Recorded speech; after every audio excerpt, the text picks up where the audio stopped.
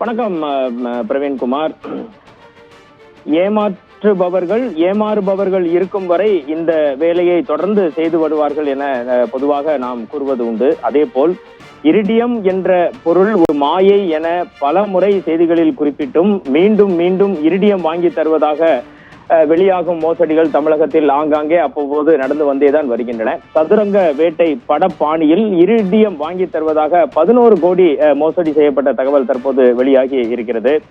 இது குறித்து நாம் விசாரித்த போது இரிடியம் வாங்கி தருவதாக தொழில் அதிபர், கோவையை சேர்ந்த தொழில் அதிபர், அவர் கேரள மாநிலம் வயநாட்டை சேர்ந்தவர். 44 வயதான சிராஜுதீன் கோயம்புத்தூர் அருகே வசித்து வருகிறார்.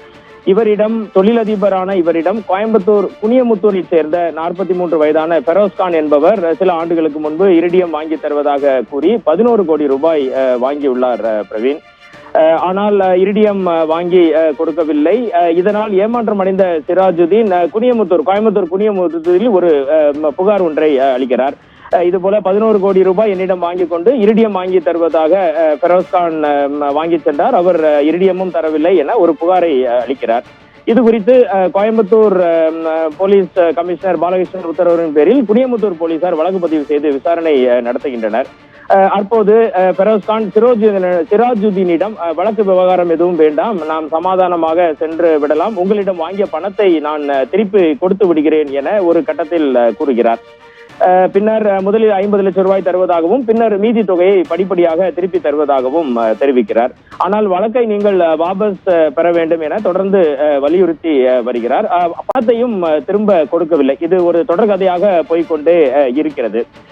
இந்த நிலையில் 11 கோடி ரூபாயை பெரோஸ்கானிடம் இருந்து இரிடியம் வாங்கி தருவதாக வாங்கிய அந்த பணத்தினை திருப்பி கொடுக்க கால தாமதம் ஆவதால் சிராஜுதீன் மீண்டும் மீண்டும் பெரோஸ்கானிற்கு பணத்தை எப்பொழுது திருப்பி தருவீர்கள் என தொடர்ந்து தொல்லை கொடுத்து வருகிறார். அவர் கொடுத்த பணத்தை திரும்ப கேட்கிறார். இந்த நிலையில் இதுவே இரிடியம் வாங்கி தருவதாக கூறுவதே மிகப்பெரிய ஒரு குற்றம். அது ஒரு ஏமாற்று வேலை. பலமுறை படங்களில் வருவது போல் காட்டியும் அதை யாரும் பெரிதாக எடுத்துக்கொள்ளாமல் மீண்டும் மீண்டும் பணத்தை கொடுக்கிறார். இந்த நிலையில் வழக்கை வாபஸ் பெற சிராஜுதீனை மிரட்டுவதற்காக திருநெல்வேலி பாளையஞ்செட்டிக்குளத்தை சேர்ந்த ராஜநாராயணன், நான்குநேரியை சேர்ந்த பாலாஜி, தூத்துக்குடியை சேர்ந்த பொன் முருகானந்தம் என 3 பேரை பெரோஸ்கானுக்கு உதவுவதற்காக இவர்கள் செல்கிறார்கள்.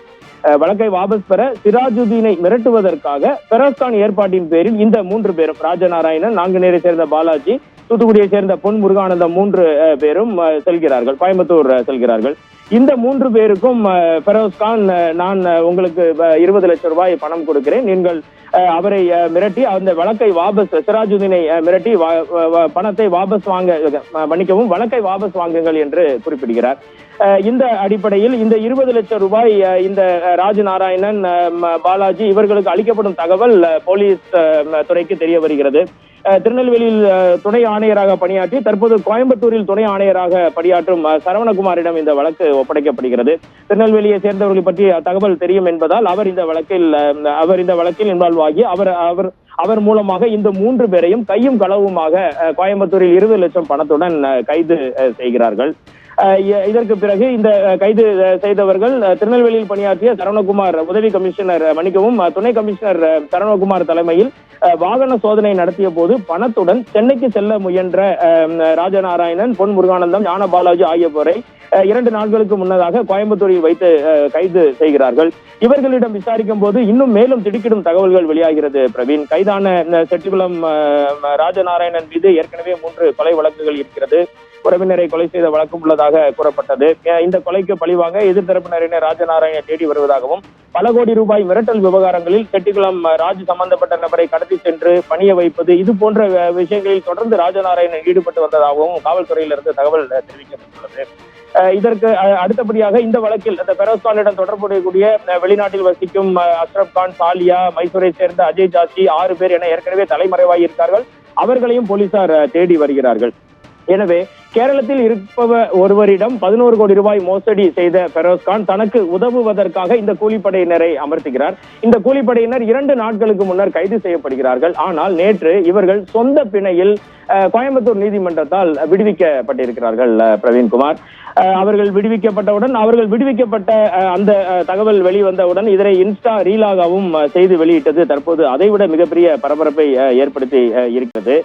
11 கோடி ரூபாய் மோசடி சதுரங்க பட பாணியில் ஒருபுறம் நடந்திருக்கிறது. அந்த மோசடியின் விவரங்கள் எப்படி என்றால், இந்த இரிடியத்தில் இருந்து மின்காந்த அலைகள் வெளிவரும் என்றும் அந்த மின்காந்த அலைகளை தடுப்பதற்காக சிறப்பு உடை ஒன்றை அணிய வேண்டும் என பலவிதமான பொய்யான தகவல்களை கூறி அந்த தொழிலதிபரிடம் 11 கோடி ரூபாய் மோசடி செய்திருக்கிறார்கள். இது அனைத்து விவரங்களும் போலீசார் விசாரணையில் தெரிய வந்திருக்கிறது. இந்த 3 பேரும் தற்போது ஜாமீனில் உடனடியாக 20 லட்சம் ரூபாய் பணத்துடன் பிடிப்பட்ட இந்த 3 பேரும் ஜாமீனில் உடனடியாக கோயம்புத்தூர் நீதிமன்றத்தால் விடுவிக்கப்பட்டு அவர்கள் அந்த ஜாமீனில் வெளிவந்ததை இன்ஸ்டா ரீலாக வெளியிட்டு இருக்கிறார்கள். குற்றங்கள் ஒரு பக்கம் நடந்தாலும், குற்றவாளிகள் ஒரு பக்கம் பிடிபட்டாலும் அவர்கள் ஜாமீனில் வெளிவரும். இதைத் தொடர்ந்து இன்ஸ்டா ரீலாக அவர்கள் சமூக வலைதளங்களில் இது போன்ற வீடியோக்களை வெளியிட்டு வருவதும் தமிழகம் முழுவதும், குறிப்பாக திருநெல்வேலியிலும் மிகப்பெரிய பரபரப்பை ஏற்படுத்தி உள்ளது. சதுரங்க வேட்டை பட பாணியில் இதுபோல் தொடர்ந்து நடைபெறும் இரிடியம் மோசடிகளில் எவ்வாறாக சிக்குகிறார்கள், அவர்களுக்கு அந்த அளவுக்கு அது குறித்த விவரங்கள் தெரியவில்லையா என மிகப்பெரிய ஒரு கேள்வியையும் பொது தளத்தில் ஏற்படுத்தி இருக்கிறது. பிரவீன்.